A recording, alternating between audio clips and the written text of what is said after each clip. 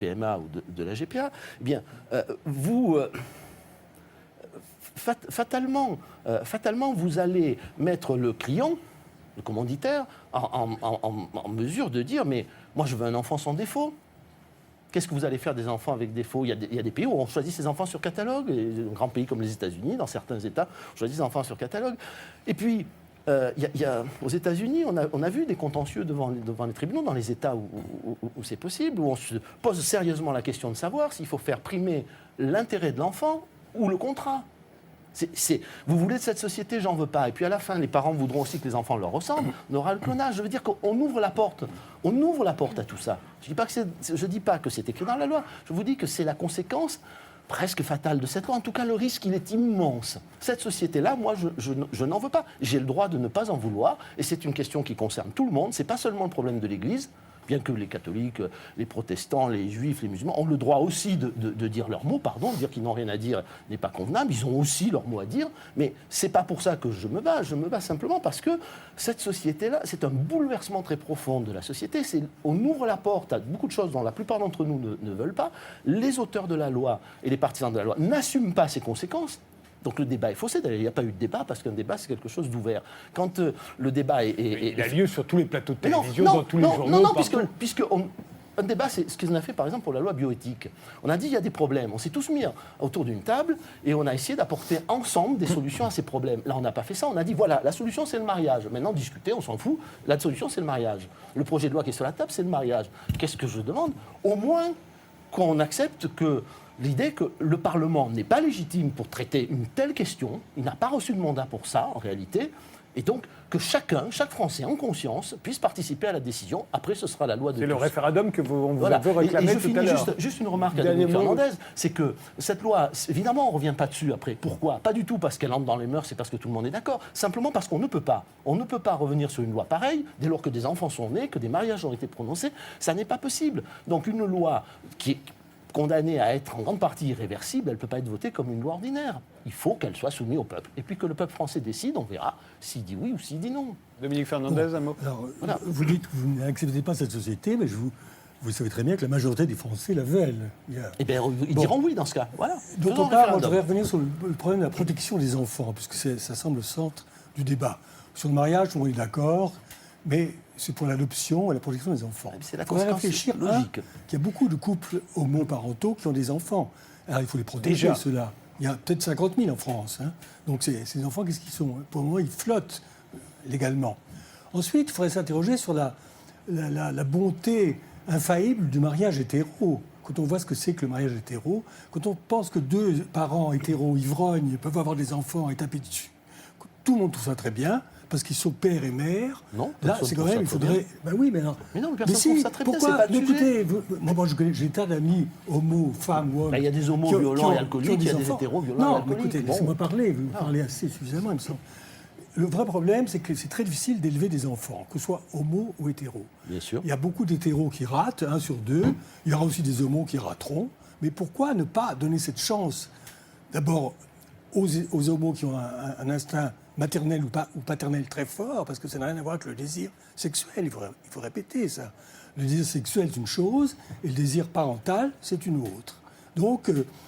Et en plus, il y a tous ces enfants dans le monde. Là, il faudrait accélérer les procédures d'adoption. Tous ces enfants qu'on les a dans les mouroirs, en Colombie, en Roumanie, en Bulgarie, etc. Il s'agit de créer un nouveau modèle de famille qui n'entraînera absolument pas l'ancien, qui restera. On créera un autre type de famille en donnant plus de chances à des gens d'être heureux, c'est-à-dire les homos qui s'aiment vraiment. Parce que c'est une question d'amour quand même. L'enfant, il a besoin d'être aimé, d'être bien élevé.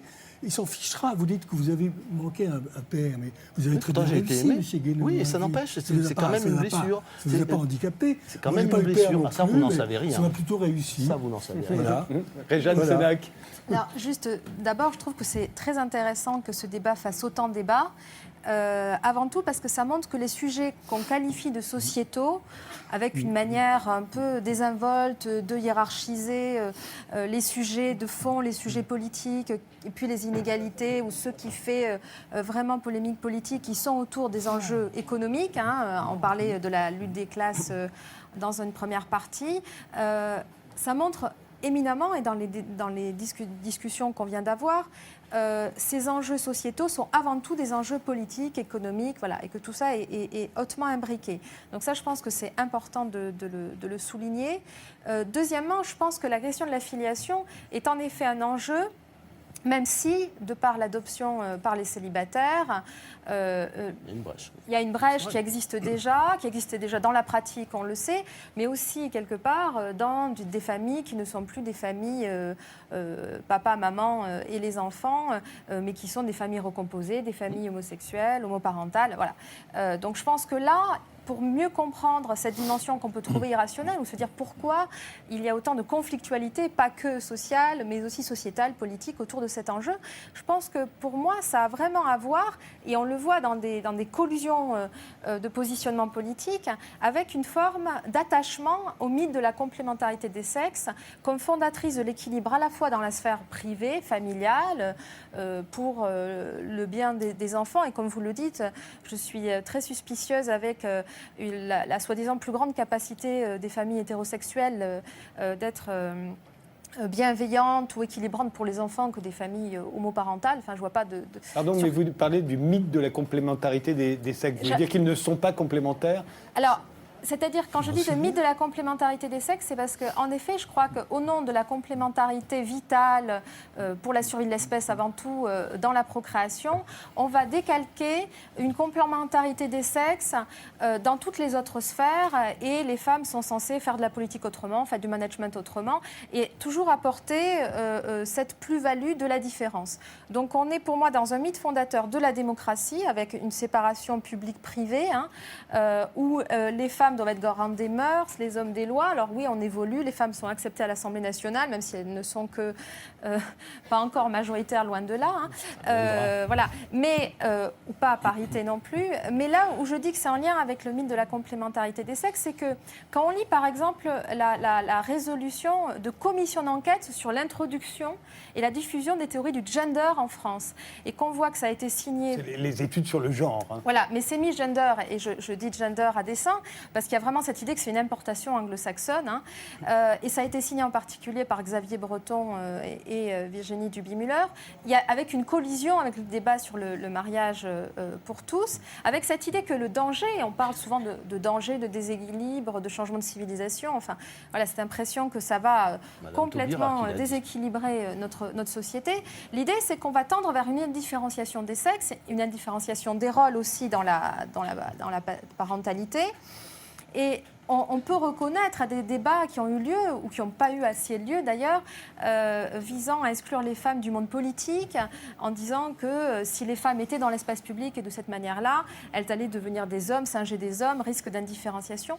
Donc je crois que là, on se heurte à quelque chose qui est au cœur de notre mythe républicain, qui est quand même fondé, et je crois que ça a quand même rapport avec un sexisme constituant et un hétérosexisme constituant. Qu'en effet, l'hétérosexualité est une répartition des tâches à la fois dans l'éducation de l'enfant, des enfants, mais aussi plus largement dans une position sociale de complémentarité, est vue comme fondatrice, et avec cette impression qu'on va complètement déséquilibrer à la fois la sphère privée et publique. Et M. Jean Gabin ? Ouais, j'ai bien écouté ce que vous avez dit, mais de nos jours, c'est bien d'être gay-friendly, d'avoir quelqu'un qui est pour arriver à certaines...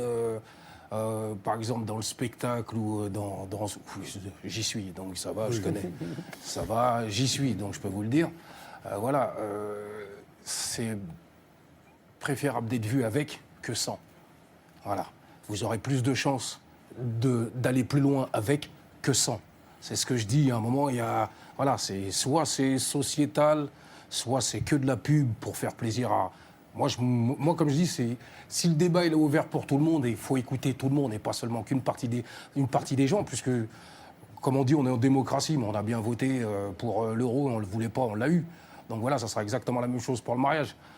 Que je veux bien que monsieur me dise que la moitié des Français soient heureux ou veuille que le mariage homosexuel arrive, mais ça doit être que ses amis. Il suffit de Il leur faut demander. regarder un peu à gauche, à droite. Je ne suis pas sûr que tout le monde soit content non plus. Oh C'est- non, écoutez, il y a eu un sondage. Il y a eu des sondages qui donnent Ouais, une mais majorité sondage, de Français. vous savez, c'est Sondage, quoi les c'est pas la sondages? Vous savez, vous allez à la démocratie. sortie du métro, vous prenez Voilà. 25 personnes qui passent, il y en a un qui a une tête qui n'est pas trop jolie, bon, je passe à côté, je prendrai l'autre d'à côté. Donc les sondages, c'est toujours, voilà. Et juste peut-être Sarah sur le- Abdelnour. Moi, vous me Un parlez mot, répondre. Oui, juste sur l'analogie avec le fait que c'est bien d'être gay friendly ou d'avoir son copain homo. C'est pas parce que ça fait bien d'avoir un copain noir ou de dire qu'on n'est pas raciste que la société n'est pas raciste pour autant ou Ouais. est construite sur des structures racialisées. Donc, juste cet exemple-là, c'est sans doute révélateur d'une évolution de la tolérance sociale par rapport à l'homosexualité ou d'une intolérance sociale par rapport à l'homophobie, je suis d'accord avec vous, mais le fait que vous le viviez ou que vous le voyez comme un effet de mode est révélateur du fait que ce n'est pas encore indifférencié, c'est-à-dire qu'on va remarquer l'orientation sexuelle, plus des gays d'ailleurs que des hétéros, de la même manière qu'on va remarquer plus la couleur des noirs que celle des blancs. Donc votre exemple, il montre bien qu'on n'est pas encore dans une indifférenciation Je pense dans l'orientation. que vous ne regardez pas assez les jeunes. Vous aurez du mal aujourd'hui à différencier quelqu'un qui soit homosexuel ou pas, vu que je parle pas je parle pas de folle. Je ne parle pas de folle. Non, parce qu'il y en a différentes. Voilà, je parle de gens qui s'habillent normalement. Aujourd'hui, c'est la mode. Je suis désolé, mais aujourd'hui, c'est une mode. La mode des jeunes jusqu'à 25-30 ans, je suis désolé, c'est une mode homosexuelle qui date de Soho, les années 80. Vous prenez les slips, les Dominique machins. Fernandez. Non, écoutez, la franc-maçonnerie homosexuelle dont vous parlez, c'est un tout petit milieu. C'est un milieu intellectuel et Je parle pas de la artistique. franc-maçonnerie, Mais moi. si, Non, non, il y a non, l'homophobie non. dominante en Mais je parle pas de France. l'homophobie Écoutez, ou compagnie. mais écoutez, il y a 10% de jeunes, d'adolescents. Il y a, Je parle pas d'homophobie, là. dans les sites de jeunes, il y a une proportion énorme d'homosexuels qui